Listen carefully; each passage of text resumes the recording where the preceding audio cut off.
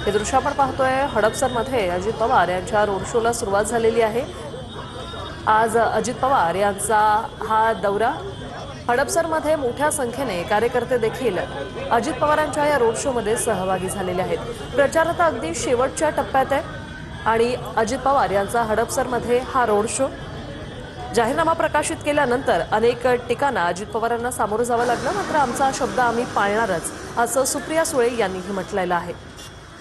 अगदी शेवटच्या टप्प्यात प्रचार असताना अजित पवार आता चांगलेच सक्रिय झालेले आहेत। सकाळी 10 वाजताच त्यांच्या रोड शोला सुरुवात झालेली आहे। हडपसरमध्ये अजित पवार यांचा हा रोड शो काल मुख्यमंत्री फडणवीसांचा पिंपरी चिंचवडमध्ये रोड शो झालेला आहे, तर आज हडपसरमध्ये अजित पवार यांचा हा रोड शो। मोठ्या संख्येने राष्ट्रवादीचे कार्यकर्ते देखील या रोड शोमध्ये सहभागी झाले।